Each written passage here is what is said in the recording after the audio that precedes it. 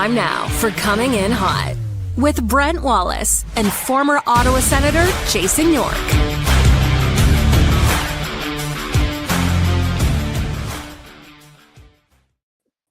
Hi, everybody. Welcome to Coming In Hot. Brent Wallace alongside the smartest man in hockey, Jason York. Graham is off today. Yorkie, it is Thomas Chabot days until hockey returns for the Ottawa Senators. Getting close, Wally. Getting close. Can you do that math? 73? 72, York. You okay? 72. I always got 73 on my mind. I was kidding. Oh yeah, I was still a ways away. You know what? The season's so long as it is. You need a break. You know what's funny? When I played, and it's so much different than guys now. I wouldn't skate till like August 20th at the earliest. You just need a break. It's crazy how guys now, like, they're on the ice all summer long. So Claude Giroux started skating in May. Yeah, he loves to grind. But that's so certain guy, and I know Jake Sanderson's another one, but we'll stop wasting time. Mike's waiting. Yeah.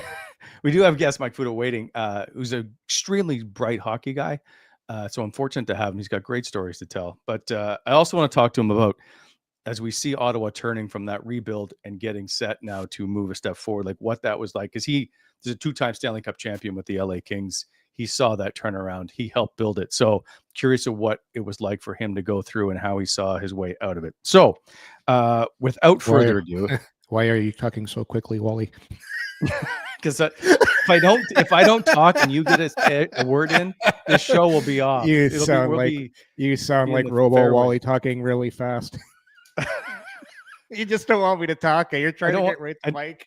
I don't want you to talk because then we'll never hear from Mike. It'll be 25 minutes. Let's go. We got Mike's audio. Okay. Your mic's better now. All right. This show brought to you by Simply Spiked as we take care of some business before we get to Mike.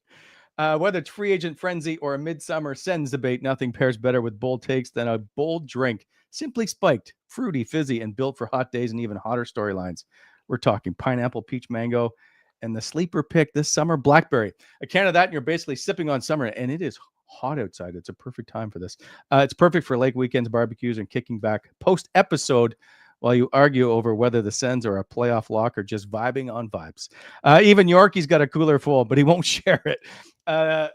Grab your crew, crack one open, and enjoy the flavor that's turning casual hangouts into full-blown Sens summer series. Simply Spiked. It's getting juicy. Find yours at your nearest LCBO or check at simplyspiked.ca. Must be legal drinking age. Celebrate responsibly. And of course, as always, our show presented to you by Bet365. Whatever your bet, it's never ordinary at Bet365. Download the app and get on the game. Use code NATION. That's NATION. Must be 19 or older. Ontario only. Please play responsibly. If you or someone you know has a gambling problem, visit connectsontario.ca. And now, without further ado, so Yorkie doesn't get us sidetracked, Mike Futa, who now is the co-host of the hockey show on Fan 590. Mike, thank you for joining us in the summer. I appreciate it. Nice to see you. Pleasure to see you guys as well. It's like I had to Google some hockey stuff, so so I had no idea. I thought when you texted me last week, I was like, "What's Wally doing? Come on, act like most of the Canadian teams and sit around and do nothing for a few weeks. Just take it easy." Right. Well, so and I do know, like, you're on now summer vacation, so I appreciate you actually just responding to my text in the first place. So thank you. No, it's all joining us. All good. By the way, you mentioned about teams being fairly quiet.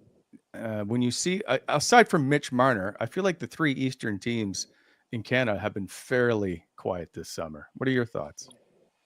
I don't think it's from, I agree, but I don't think it's from lack of effort. I mean, Montreal made the splash with the big trade with the Islanders, and then, the Leafs have been kind of picking away at it. They've seen it it's a long time coming, what was going to be going out the door. It's just a matter of being patient with what they're going to replace. I mean, they added Michelli, and then, you get Nicholas Waugh, I guess, as the door prize for everything that went on with Marner, and then you've got I think Dakota Joshua was a pretty good ad. I mean, a big guy. I think they'll know him better than anybody else. I mean, when he was on it, he certainly showed a very impressive A game in Vancouver. Consistency nobody's going to know him any better than Craig Berube, right? He had him in St. Louis, so there's obviously some insider trading knowledge on what he's got there. And with Ottawa, it's just a unique. They were really wetting everybody's palate last year. I've got to think that I love the fact that they signed Zetterlund. I think there's a lot more to give off. Quietly, we talked about strength down the middle. I mean, Stützle, you got some guys that Cousins coming into the first full season. He showed flashes, that it was almost like he got out of prison coming from Buffalo. And, looks like Futa is using the Jason York. He's got some Stanley Cup pedigree. It's a little bit of it's a more distinct lineup when you start to look at it. Obviously, you've got to get, you want to get top goaltending from Allmark on a consistent level, but it's something I think the Ottawa fans should be very, very excited about. So we're running into an internet problem with you at the moment, Mike. We'll reconnect you here as we try to. The summer's is a little tougher. Everybody's using the same internet. Yorkie, I don't know what internet you use, but change it. I switched. Mine's actually been pretty good. I did the old. I got the pod in the basement to give me extra strength, and they have these like range. They're like range extenders, Wally. I've got I have them in the house. They're pretty good. Like a guy came over. He's like, he goes, they're better than the pods because the pods you can buy from whatever carrier you use, but the extenders are pretty good. Been pretty good so far. So I just think I caught a little bit of what Mike said there. But I do want to go back to the the Fabian Zetterlund. I'd be interested to get Futz's take on him because, like, a lot of people kind of talk about guys, they know guys, but there's he watches, he pays attention. We'll bring him in. Hang on. Well, this is his wheelhouse. He's a former director of scouting. He's an assistant GM. Like, he understands about player development better than anybody. And so, sorry, Futs, just the internet is acting up. Your thoughts on apologies. That's okay. Do you have do you know much about Fabian Zetterlund? It says I'm on the show. Everyone can see and hear me, but I can't. I can see you, and I can't hear you. And I really suck at lip reading. So fair enough. My apologies, guys. Actually, Wally, I'm learning sign language these days. I can sign a little bit. You're learning sign language? This is new to me. But I don't think Futs knows any. Well, no, when it's anybody listening that has a baby or a toddler, there's this new show on that I have watched with my 1.5-year-old granddaughter, Miss Rachel. Wally, have you ever seen Miss Rachel? No. She teaches you how to. Wish we weren't in this conversation. She does nursery rhymes and signs them as she does them. Yeah, it's fantastic. Anyways, I didn't know this. More as people are commenting in the chat, Wally's blood pressure is very high. Well, hey, listen, it's summertime. We're going on vacation soon, aren't we? We're taking a little hiatus for a couple of weeks. It's word on the street. A little bird told me that. We have one more show, which is Thursday, which we'll end on a high note as we go overseas and have a chat. Isn't that confirmed? Can we let the cat out of the bag? No, Yorkie, don't do this. Okay, I can't tell you, but we might have a really good guest on Thursday. So stay tuned. It's a big secret. I'm not doing that. By the way, just as I apologize for the internet connection. See, that's we came here to get away. I don't know. Well, it is. So I'll tell you something. You have no idea who this is, Wally, because you don't have young kids anymore. My daughter turned 20 today, which is happy birthday, Brooke. But Miss Rachel's not in my wheelhouse. Okay, this Miss Rachel is pulling in over $1 million a year to sing Old MacDonald and stuff like this. And she sits there. It's unbelievable. It's unbelievable what she's doing.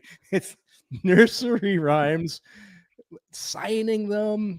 people that have kids, and kids are addicted to it. You sit there and they watch. Like if your kid's being bad, not that kids are bad at that age, Misbehaving. throw Miss Rachel on, and it's just like, oh, okay. But they're actually learning stuff as they're watching, Wally. So you don't feel that bad about it, and it's not as annoying as Barney. Not as annoying, and the Teletubbies and all that crap that used to be on. You actually learn something watching Miss Rachel, Wally. You learn how to sign. I didn't mind Dora the Explorer. That was our time frame growing up. Yeah, too many whiny kids in some of those old shows. There's always a couple of whiny kids. That's like Peppa the Pig. I still haven't figured out what Teletubbies was about. Like Kay Witt just said her net worth is $10 million. And growing. It's nuts. She started on YouTube. Now she's got up on Netflix. So they've got episodes on there. We're gonna have to have a show soon. By the way, Drunk Jimmy Stew just said Wally must have hated Caillou, and it's absolutely correct. I did not like Caillou. Caillou was a whiny little bugger. Can we bring Mike back into the show, please? Sorry, guys. I guess you didn't like my answer on Ottawa. It was good. No. It was good. It was good. Holy hey, smokes. Mike. I'll tell you what. We're in mid-season form. Yeah. Hey. Well, if it lasts longer than Yorkies, it's going okay. Foots, how much have you watched Zetterlund? Like, how familiar are you with? Because like he's on the West Coast. Not a lot of people in Ottawa before he got to Ottawa.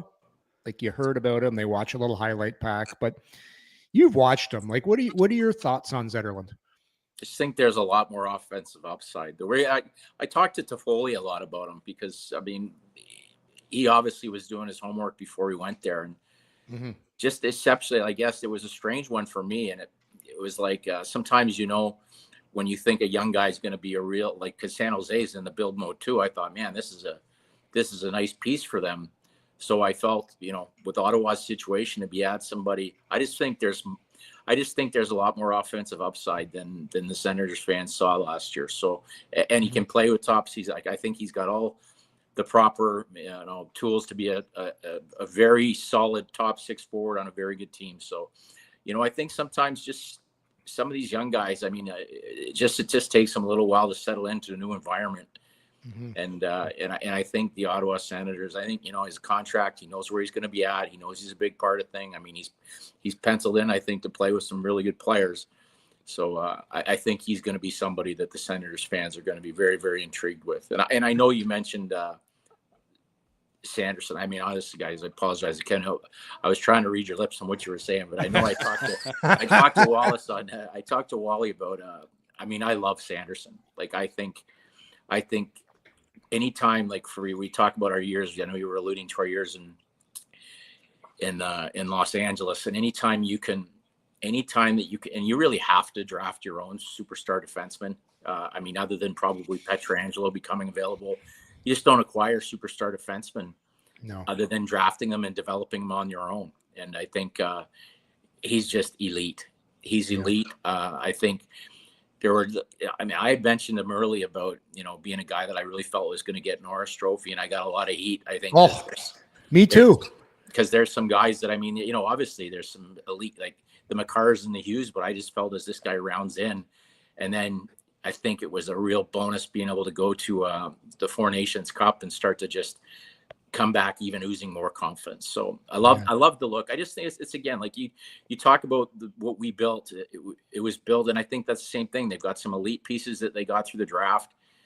And as we did, we kind of, Kopitar and Brown were already there. Jonathan Quick were already there. We added Drew Doughty and Slava Voyanov to the mix through the draft. And then when you get to that point, when your top guys are there, I mean, Terry Murray had been a great kind of building coach for us to teach us how to play defense. And then Daryl Sutter walked in the door and he was the right guy to take it across the finish line. And we added some elite leaders like Mike. We probably had Dustin Brown, and I hate when I say it sounds like I'm putting him down, but we probably had 15 captains in the room by the time it was done. When you add like Justin Williams, who doesn't even wear a letter, and then you got Mike Richards, Jeff Carter, probably the most unheralded trade or when Dean Lombardi traded for Jarrett Stoll and Matt Green. We had character coming out, every pore. And Daryl could be Daryl, and these guys were mentally tough enough to to look at that as a challenge and not bury their tail between their legs. And it was outstanding. And the thing that we had that, I mean, I think Ottawa needs to get on a consistent basis is we never had any doubts who was starting in net and how good he was going to be. And everybody needs that. I think you're seeing that that's one of the reasons, other than Florida being so exceptionally deep, they pretty much are shocked when Bobrovsky has a bad game in the playoffs. And Jonathan Quick we didn't have a bad game. We just didn't think he was going to let in a bad goal. Like he was that good, that competitive. It's amazing still other teams, like as soon as Edmonton went to that in the playoffs, it's like, okay, who's the starter now? It's like, all right, they're done. Like if you don't know who your starter is in the finals, you're cooked. Like, because your team just loses confidence. To your point, you look at all the teams that win now. You're right. You got to have that guy that everybody knows he's the guy, and he just oozes confidence. It's such a great point, and you can't. I mean, it's the same thing. Like there was never any doubt, and I don't care.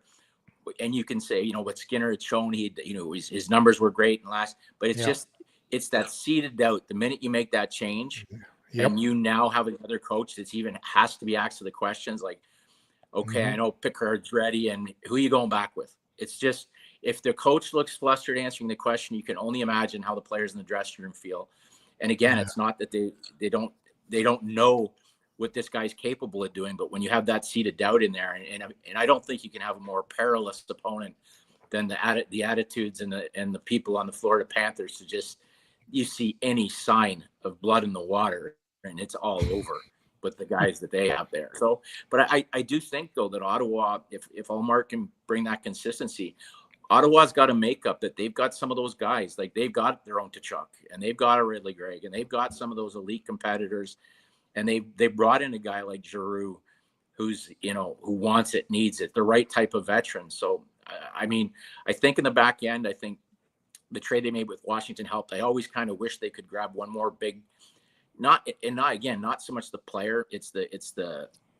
But they've done such a good job of it, is adding some of those veteran pieces. So, and Buffalo is this team, I said, they've just never done it.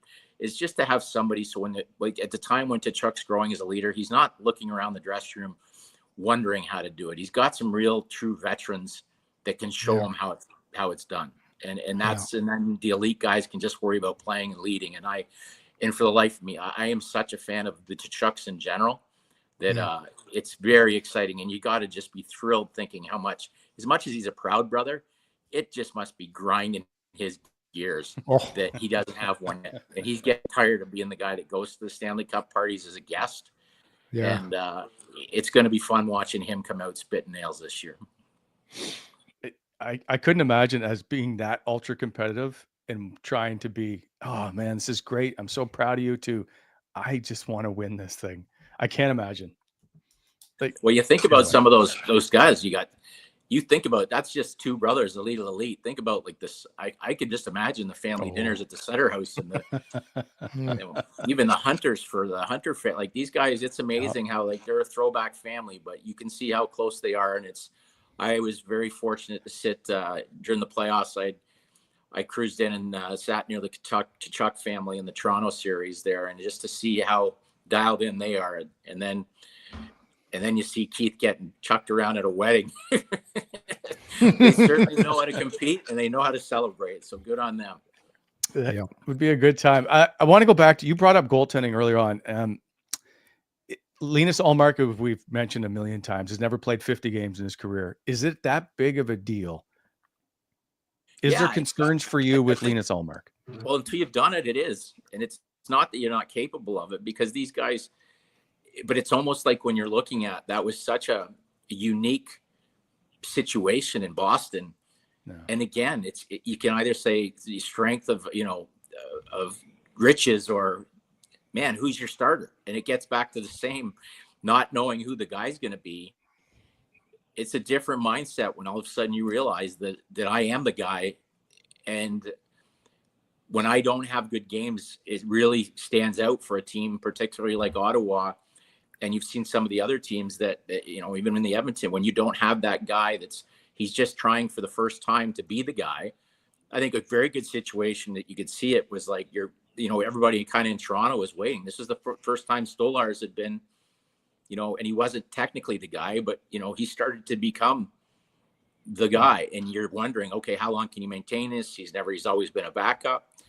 And then you start to see that he can do it. And then unfortunately you see the injury in the playoffs, but now he's got to start it again. I mean, that's a big thing that you're just assuming he's going to reset and be just as valuable as he was last year. But it's a huge mindset on these guys. And that's why, I mean, they both got paid extremely well to be able to answer that question with positive answers. And again, when you start, I mean, I use it, and I love the kid, so I hate bringing it up, but you see a guy like Jack Campbell, it's tough when you're not sure that he's capable of doing it. And then you see a glimpse of it, and then you pay him like he's going to do it, and then he doesn't do it. And then you've got a $5 million backup bouncing around. And that's tough. It's just, it's such a huge amount of your salary cap when you're doing it that way, to pay one guy that he's, it comes with pressure, and you've got to earn that. But once you've done it, that's why you don't question guys like Bobrovsky in the playoffs or Vasilevsky in the playoffs. These guys have been there, done that. And I mean, there's same thing going on in Carolina every year right now, right? They're trying to figure out Freddie Anderson. It's a battle. Foots, I look at, and some people disagree, but I've played in markets like Nashville. I've played in Canadian markets like Ottawa. I played in Boston. I really believe it takes a certain mindset in the goaltender to play in a Canadian market. It's just like, it's tougher. Like, you can't hide. Like, certain guys. York, I agree with you. I don't ever begin to figure out trying to get in between the goaltender's ears. Yeah. But there are certain guys, like I don't think if Jonathan Quick played for the Toronto Maple Leafs, I don't think it'd be water off his back.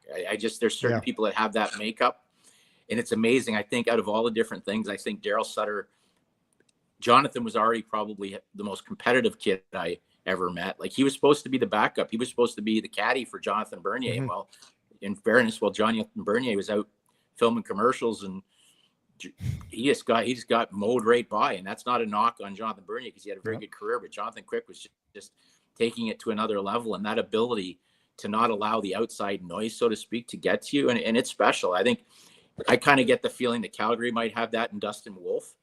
That things just don't bother him. And one of the reasons I think that he spent so much time with Jonathan Quick down in Los Angeles, I think a little of that fed off on him. But it's a massive thing in a Canadian market. And you look at it, and you're guessing and you're hoping that you have it. You've got a guy that's shown that his track record that he should. I mean, Montreal's still trying to figure out if they've got somebody that's got it. Stolarz certainly looked like he could do it, but it seems like a long time since maybe I'm missing somebody. What was the last guy? Was it Curtis Joseph?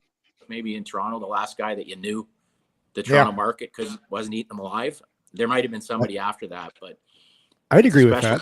Special type of athlete. That's a long time. Like Carey Price could handle it in Montreal. It's a real interesting dynamic, and it seems to grab some people. So it'll be interesting. It doesn't seem to nothing seems to bother Hellenbuck, but it bothers me watching him play in the playoffs. Yeah. What do you do with this? Yeah. Like, you have arguably the greatest, arguably the best goalie. I mean, he's the Vezina Trophy winner or whatever, but a guy that doesn't seem to be able to win in the playoffs. Like, that's a conundrum, as we like to say. And that one, that one I think is going to sort itself out, because he's just too good. And I don't see him losing. And the thing is, sometimes I'm like, I didn't like 2 years ago when he wasn't great and said, "Oh, I thought he was pretty good." And then this year, right? I mean, it's hard when you're the best player. I mean, he didn't just win the best goalie; he won the best player. Mm-hmm. And to have such a crazy split on his home and away record was just it blows the mind. But again, when you look at arguably the top goalies last year, it's the same thing. Like a guy it ended up being kind of ugly with Pete DeBoer, but you expect Ottinger to be great too, right? Yes. You expect the American goalies that were supposed to be like Binnington was the Four Nations. They were just supposed to eat us alive in net because we couldn't figure out who was going to start. Yeah. And Binnington didn't let it get to him. Yeah. And it wasn't the goaltending didn't cost the Americans the Four Nations Cup, but you look at, they were supposed to have like 6 starters better than our first top guy, and all of them seem to not have been able to grasp consistent playoff success yet. Like the guys that are doing it are they're all Russian, or like it's or Swedish. Yep. Sorokin, Samsonov, Bobrovsky. Yeah, like who's like I'm missing somebody, but it's Shesterkin. Thatcher Demko. That's what I was thinking. But no, he's Russian. But the top American guys, who's the last one that's really American goaltender that's just taken his team in playoffs? That's a great Hellenbuck question. hasn't done it. Is it Quick? Done it consistently. Is it Quick? Quick, Is he the last? yeah. Is he the last guy? I think he's the last American-born goaltender to win and be the guy all the way through. You know what's crazy? Like it's, to me, it's not just a one-off with Hellebuck. Like, you go back to that series with Vegas a few years back. Like, he got outplayed by Laurent Brossoit. Remember when he took the net for Vegas, and he outplayed Hellebuck? And like, it just, to me, it's happened too many times. I don't know what they're going to do there, because now the pressure is just huge. As soon as they get to the playoffs again, it's going to be, here we go again. And then the narrative starts, right? I wonder if somebody like, again, maybe I'm putting too much of a magic wand in his hand, but maybe having someone like Jonathan Toews around who's been there, done that, maybe will help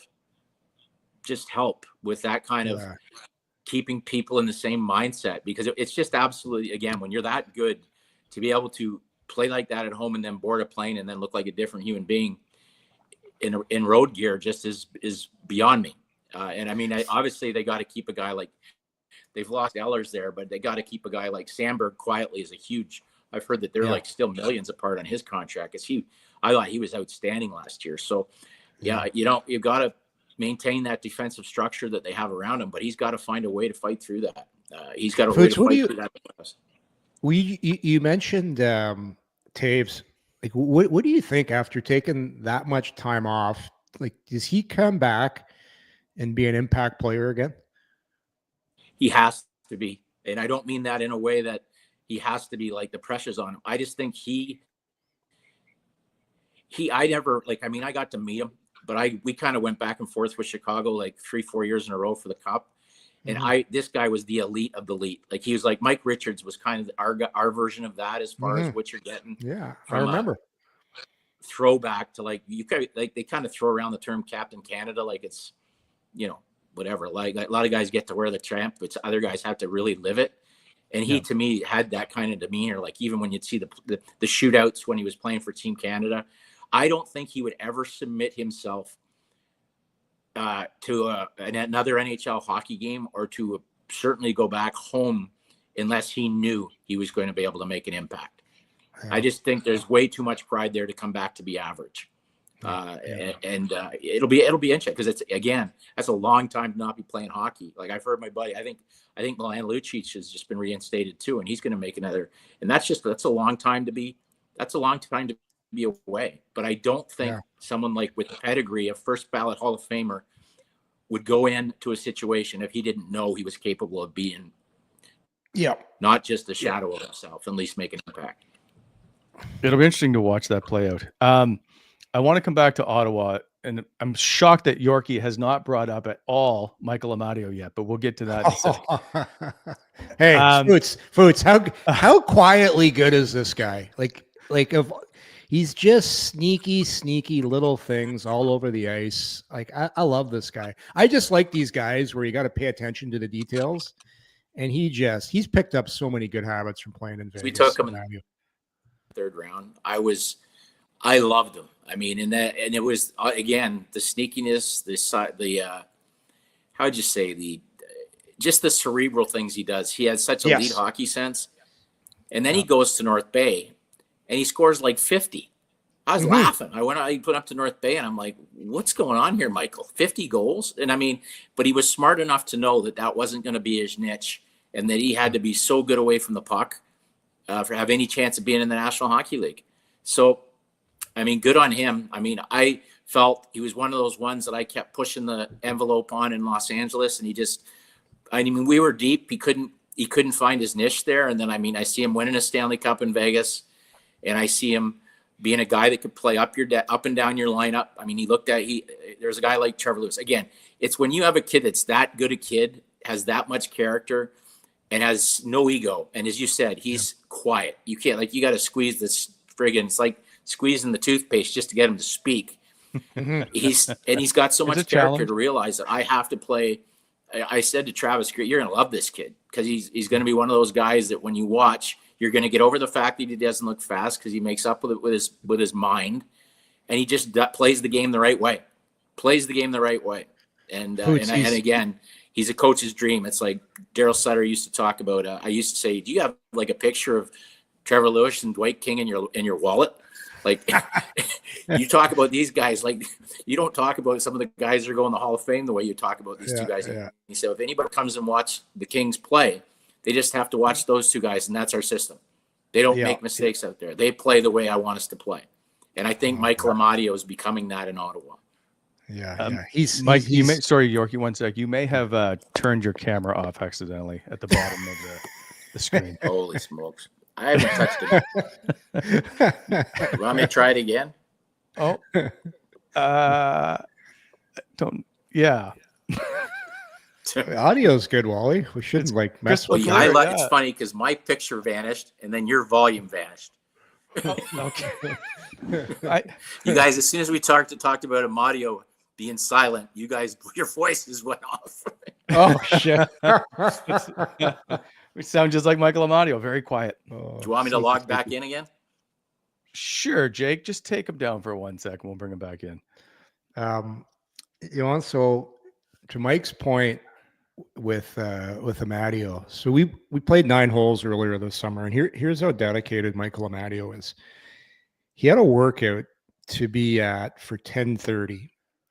This was early in the summer, like we're talking beginning of June. Shortly after he was on the show, if I'm not mistaken.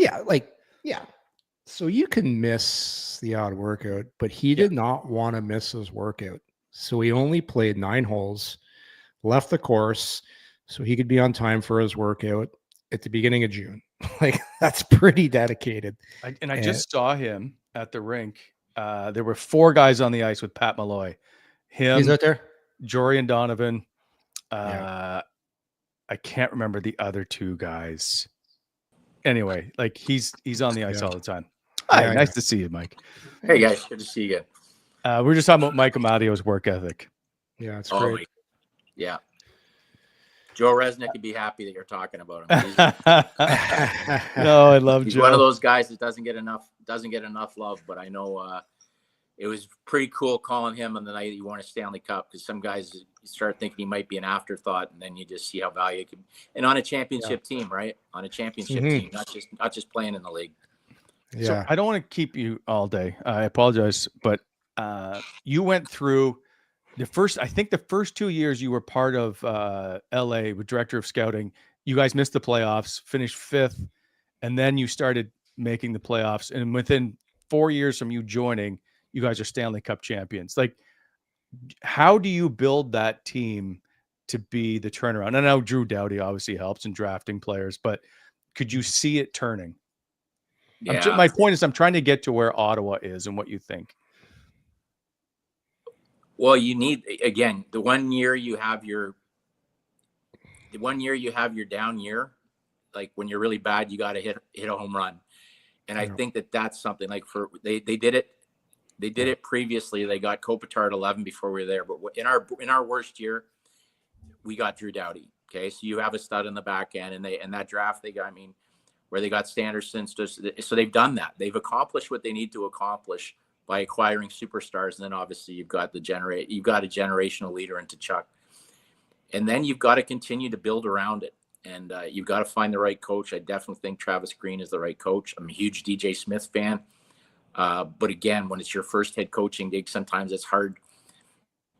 It's hard to be your first job to be the one where there's expectations to win right away. And there were a lot of challenges in Ottawa, we'll say. Oh yeah. Like, I mean, honestly, you think about it. Yeah, that's an understatement, really. I think the new. Yeah, I'm a huge Steve Staios fan. So, and yes. You could do a whole other segment. If I start talking about the guy I want to talk about, you'd have to put me back in the dressing room there and lock me up again for another segment. But yeah, we can do that. they've done it well. And again, it's the point now about adding those pieces. I look at when we added Justin Williams, it's like bringing in a Giroux, but I still think you've got to use this team builds and elite some players that I think you do have to add some pieces at a trade deadline vis-a-vis. I mean, that's what we did when we thought we were ready. And then you're a lot more specific. Like the first year we added Mike Richards and Jeff Carter, who incredibly, they were just perfect fits. We had it in Quickie. We had a good backup in Bernier the first year. And then this next time around, you're more specific. We looked at ourselves. We didn't feel Dean had all the matchups of the teams you're kind of going up against. And we didn't think we really had somebody to match Patrick Kane. And that's his goal scoring ability in the top line. And we went out and acquired Marian Gaborik. And he ended up scoring like 17 goals in a very critical time. So you add specific pieces, and when you know that, and you're not as concerned, like there were some knocks on Marian Gaborik about his character, but when you have a dressing room as strong as ours, he fit in perfectly. He fit incredibly well, ended up being an incredible teammate. It would have been one of the best trades in history if we just left him at the Stanley Cup parade and not signed him to a 6 or 7 year extension after the Cup parade. I think that contract's still being divvied out of the league level. I was going to say former Ottawa Senator pieces that are specifically helpful to what you need, and you've got to have the wherewithal and the knowledge to make those trades. And I think Stevie Stais is the right kind of guy to look at that. And I mean, you've got Poulin is there as well. So you got guys that really, I mean, a guy like Dave Poulin, there's certain guys when you look at the executive factor, it was a little bit like us in the background too, because as a fan, to watch Ron Hextall got the Stanley Cup after the career he had, to get it as an executive. I mean, I remember golfing with Dave Poulin and him talking about, I think he's been to the finals like 3 or 4 times as a player and never won. So you want to see people like that get rewarded too by seeing their team get down the wall. And you've seen it in the past when Ottawa teams break through and start to, some of these playoff, that was a pretty darn close playoff series last year with the Leafs. I think the better team won last year, but I think Ottawa's not far off at all. And if you can add a couple of those pieces that kind of been there and done that are great fits for your dressing room and can, again, that have kind of lived and breathed it and have that kind of character, then I think you've got a couple long playoff runs in you, because those young pieces, as we had, are there. You've got to have the right coach, and you've got to have the right veteran leadership, where those young guys at this stage are worried more about playing than actually leading. They're the way they play is the way they lead. They don't have to go out of their way to do the intangible stuff, because there's some older guys around to help them with that. Okay, 2 quick questions before I let you go. One is, where do you think Ottawa finishes in the Atlantic Division this season? Is it time to knock off someone out of the top 3? Yes, I do. I think they'll make the playoffs this year. I had them in last year, so I took a lot of abuse from Marchese, who is not. He's not really supposed to be. He's like a host, and he gets one right every one every 10 he gets right, and that's the one he wants to talk about. I'm just kidding. Maddie's awesome, but that was the one I thought Ottawa was getting. I think they're making the playoffs this year, and I think they're going to make some. I think they're going to make some noise, and I think it's going to take. And if they are, I think we're talking a lot about Allmark and how great he's been. Yeah, I think that's the key in this one. Finally, as we like to ask all our guests, when you're watching a movie at night, normally we ask athletes, so I apologize. Do you have like a cheat snack you like to have? Could you say that again? So do you have a favorite cheat snack you like to have when you're watching a movie? Cheat snack? Yeah. Poutine. We don't know. What is it called? Cheese curds. Cheese curds? Poutine. No. Do you just eat the cheese curds though? Oh, yeah. Just my mom. It's ridiculous. I don't do it anymore. The doctor just shut that down. Because it's like, it wasn't just a little bag. It's like a satchel. Right. It's like the family. It's not like I've had them in Little Bunk when my mom was born in Trenton and stuff, when you stop on the side of the road and get a little bag of warm cheese curds. And it was just like it was dangerous. And when I played, I didn't have it. And then my mom recently is like, what is it? That place like Costco where they come out like Santa Claus bag. cheese curds. It's like, first of all, you can't. You're too full. It's uncomfortable, and then you can't go to the bathroom for about a month. So I don't know if that's a cheat snack, but I've stopped. I've stopped with my cheese curd playoff fetish. That's for sure. Footsers, isn't it St. Albert's that has the good cheese curds around Cornwall area? I honestly, I just felt. I told my mom, stop it. They're coming from everywhere. I don't know where the hell they're coming. They live in Midland, but I just know they used to come in these little things that look like a little one of those tiny little Ziploc bags. And I think this is pretty cool. And then she literally dropped something off that came in a U-Haul truck. And I'm like, thanks. You clearly didn't read my last medical report with regards to red meat and cheese. I want some poutine now. Damn it. You're not. Mark Methot also eats cheese curds, but like he puts salt and pepper, and I think he microwaves them a little bit. Like, so and you guys got to tell Mark Methot that out of all the you talk about when you go back in time, I was the head coach, or I got made the head coach after an incident at the under-17 camp where there was like at York University, there was like a water fight, and somehow the staff identified a bunch of guys that were problems with starting the water fight, and there was some water damage. So somehow Mark Methot was left off that under-17 team due to a water fight. And I remember going there thinking, out of all I always look back at the guys that you missed, and that because our defense that year, I think Bissonnette ended up being our best defenseman, which was problematic. But I was like, what the hell? Why is Mark Methot not on this team? So he was part of that big water fight. I'm like, apologize to Mark Methot because he should have been on the Team Canada's under-17, but by accident. That's actually the year we had.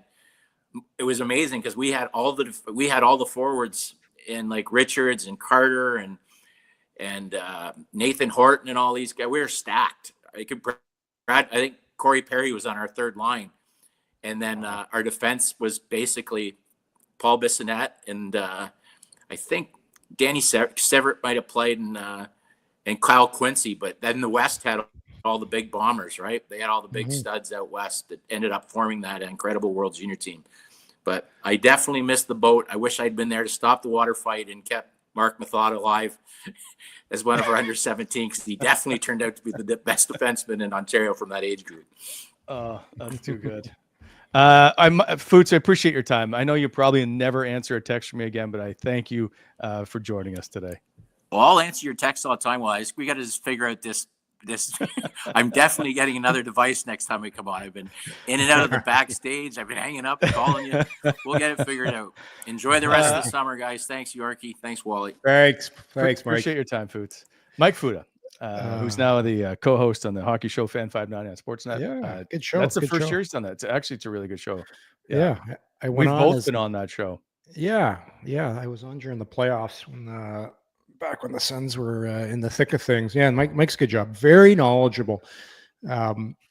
Guys in the role that Mike was in, especially in LA, like you've got a great barometer for how the league's going and who's good, and he's got a good book on guys.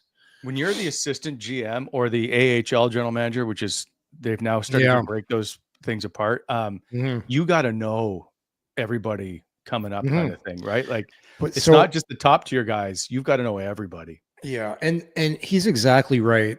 When you look at how you get better, like you look at historically at all the teams that have won, you had to be really bad for a couple of years because it's the only way you can get franchise players unless you can steal a guy late.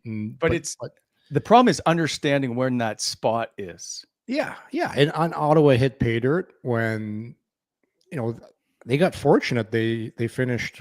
Was Timmy fourth? Was he fourth in the draft? They got him. No, Tim went third. Sanderson went fifth. Yeah. So a lot of things fell into place for them to get those players, and but Sanderson is an absolute home run. And I said this earlier. There was a little bit of discussion too when Ottawa took Sanderson there. Like a lot of people wanted. Yes. Was it Drysdale? Yeah, Jamie Drysdale. Like a lot of people want him. Right shot D, great skater, and like right now, like it's less than still Drysdale's in Philly now, and but man, the margins for where those two players are in their career right now it's enormous. Like, and I don't think that gap's tightening anytime soon. But Jamie Drysdale went 6th, one back of yeah. Jake Sanderson. Well, yeah. Listen, I just saw somebody, and I forget. I apologize. It may have been The Athletic. I'm not sure. Somebody just did a redraft of that draft, and they took Jake Sanderson first overall. Okay, who went first again that year? Alexi Lafreniere, and then it was Quentin Byfield, Tim Stützle, Lucas Raymond, Jake Sanderson, Jamie Drysdale. Jack Quinn, 8th overall to Buffalo. Yeah, Jack Quinn. Another good Ottawa-born player. Kid that never played AAA hockey, if you don't know that story. Anyway, go ahead. Played for me in the summer, though, Wally. That 1 year of summer hockey. Oh, damn it. I meant to ask him about Jordan Spence. Yeah. Sorry. I don't know if it's that. Like, sure, Sanderson. It's no secret. I love Sanderson as a player. I love defenseman, I think. But Timmy Stützle is a center iceman. I don't know if it's that cut and dry that you're taking Sanderson first overall over Stützle. But people always talk about building from the blue line out. Not me. I think you got to be great down the middle. Like, if you look, the most important player on the ice besides your goaltender is your center iceman. It is, and I say that being a defenseman and knowing the importance of being a defenseman. But your center, he's got to play down low. He's got to be responsible. He's got to take the faceoffs, which is huge, and he's got to play all facets of the rink. The only thing is a defenseman historically plays more, especially a top guy like Sanderson. He's going to play upwards of 25 and more a night, where your centerman on a good team should only be playing around 20 minutes. Yeah. But it's a good debate. Like, it is far from over. Like, both players they're not even in their prime. This is pretty scary to say, Wally. They're not even in their primes yet. So when you I've had this question. I understand. I didn't mean to cut you off, but when we talk about Jake Sanderson, is there a way, as you are a former NHL defenseman over 800 games, that you can dumb it down? If I were to type this into Chat GPT and go, explain to me like I'm a 5-year-old, what Jake Sanderson does that makes him good. We all just use superlatives and go, oh, he's great. Let's watch him. He's amazing. What do you see about Jake Sanderson that makes him so good? What does Jake Sanderson do that makes him so well? So number one, he's a double threat. He is exceptionally good offensively and defensively. There's very few players, especially defensemen in the league, that are excellent in both those facets of the game. Like, he defends, like, we've watched him defend, how quickly he closes gaps on forwards. How I would say this is probably the number one trait that I love in Sanderson. His ability to go back for a puck, win the race to the puck, get separation from the forechecker, and then make a stick-to-stick pass or skate it out of the zone. That's one of the most important things in NHL hockey, because if you don't have defensemen that are not capable to do that, you're going to spend a lot of time in your own zone. And Ottawa's got one of the best in the league at doing that right now. And he does it in a variety of different ways, Wally. He'll do an escape move. He'll do a quick pass. He'll skate it. Like, it's so much harder than what he makes it look like. And I would say to people, if you really want to understand what he's doing on the ice and how impressive it is, watch him at ice level. Watch him at ice level, how quickly he's got to make these decisions. Because, like, I know from playing the position, usually when you go back for a puck like he does, your only play is get it, put it around the boards, put it to your partner. Like, he's a one-man breakout. So to me, that's what I said, the thing offensively and defensively, but I think it's his skill of going back for pucks and then being able to transition it out of his own zone, like, as good as anybody. He's as good as anybody in the league at doing that. Like, is it his hockey IQ?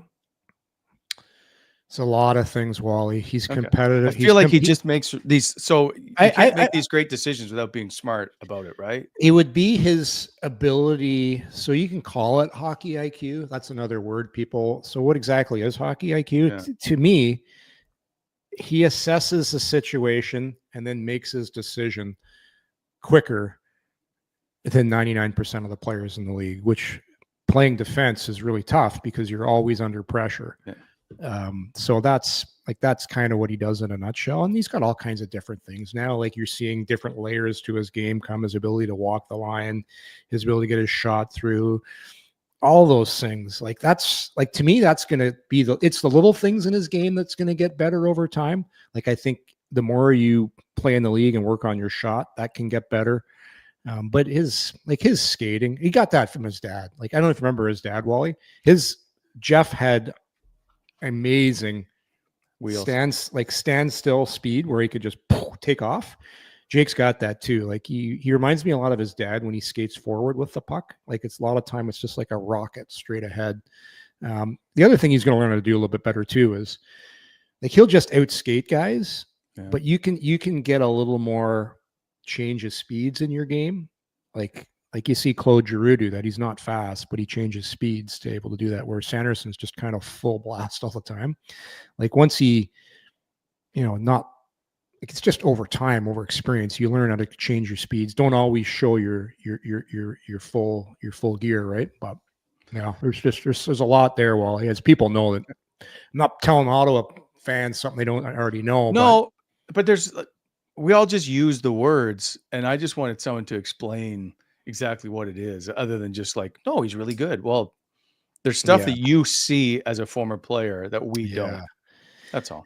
That's the biggest thing. It's to me, it's the breakouts, because that's, like I said, if you when the other team forechecks you, they're doing it with a purpose, and that's to get the puck back. When you dump it in or try and force Sanderson, it's really tough to do.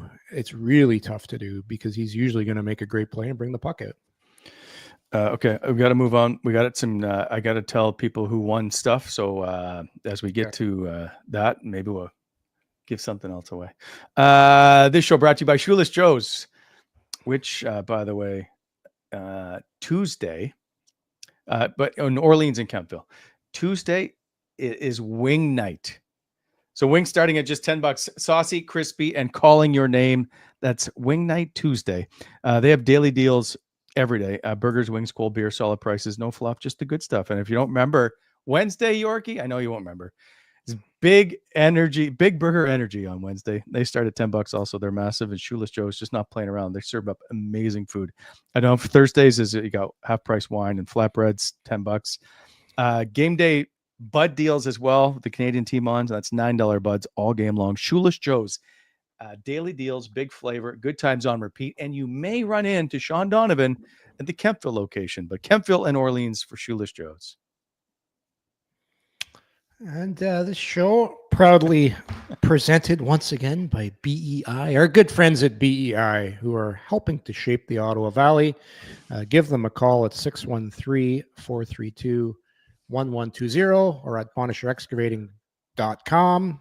So when you're planning your next project, please consider BEI for all your aggregate supply needs. All right. So Jason Sharon won the hoodie. I will take care of that and get a hold of you. Terry Lee is the proud recipient of the Mike Fisher signed print. So I will reach out to you guys as well. Oh, there was just one thing before. So Jesse Demarais Smith, I may have said his name wrong. I apologize. Wrote a poem, Yorkie. Oh, yeah? Didn't win the hoodie, which I feel kind of bad about, but did write a poem. Frankie Corrado, sharp on the mic, breaks down the games just how we like. From Sens hot takes to stories of old, with Brent and Yorkie, pure podcast gold. They dig deep like Bonisher Cruise, laying the groundwork with headline news. They're off to Shoeless Joe's. They go to cool things down after a coming in hot show. That's from Jesse. I thought it was pretty good. That's very good. What's Jesse getting for that, Wally? Oh, fine. You got to get something. Maybe a mug. You got any mugs laying around? A mug. Frankie Corrado wants the mug. We texted after. Yeah. I got to send him the mug now. He doesn't want the mug. He was just being nice. He sent me his address. Send Jesse Frankie's mug. He's gonna. no chance, Frankie. I'll reach out to Jesse with something.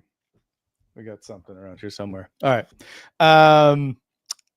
I don't know if you have anything. I know there was some topic I was supposed to bring up, and I can't think of it now. So yeah, you were fooling a lot of people, by the way, on on Twitter the other day. It looked like you were on the coaching staff to the Red Blacks on this one. No, tweet. it doesn't. You had like a scowl on your face around the sideline. It's like, is that Coach Wally added to the staff of the Red Blacks? No, I got to be there tomorrow. They play Thursday. Don't forget, event against Calgary. I do a thing with Brad Snopley every game in the stadium.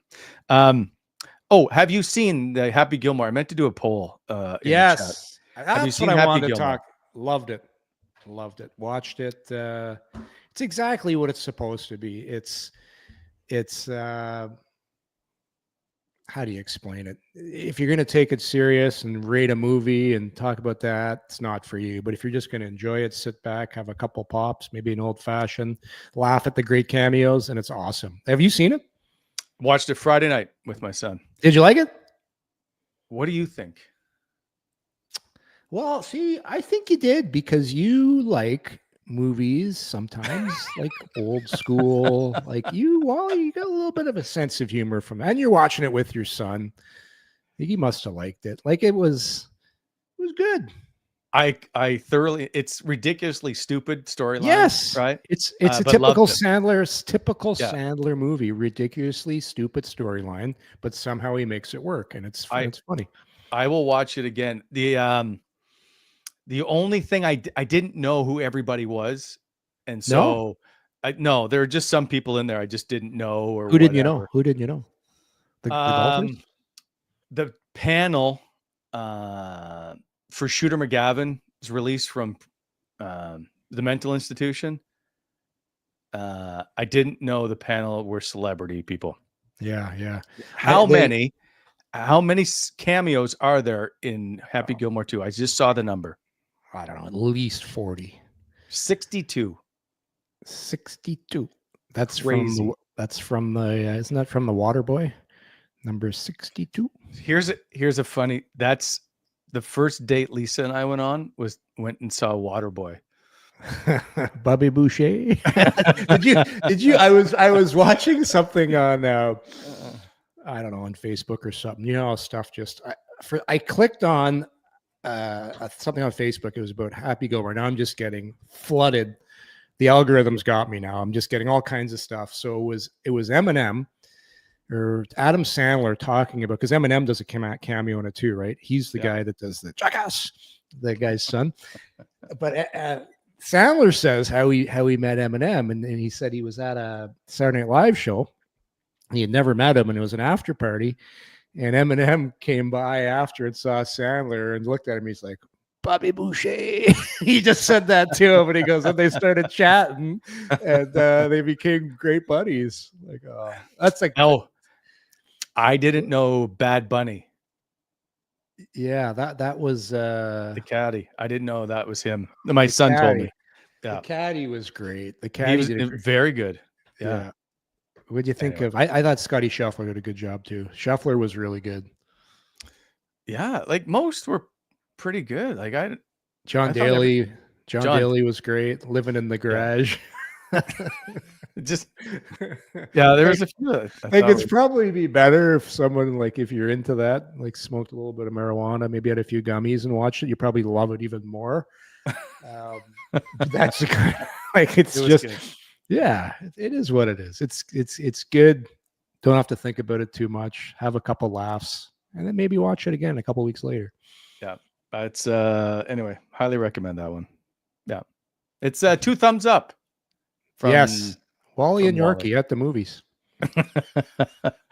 All right, I know there's something else I'm forgetting, and every show I'm like, I forgot that. I should write stuff down occasionally. We'll see you on Thursday. Oh, Thursday's a special time. 8 a.m. Yes, sir. Bright and early. Because we got to facilitate a time difference. So yeah, the Send Summer Series continues Thursday morning, 8 a.m. We'll see you then, everybody. Thanks again for watching. And thanks to Mike Futa for joining us. See ya.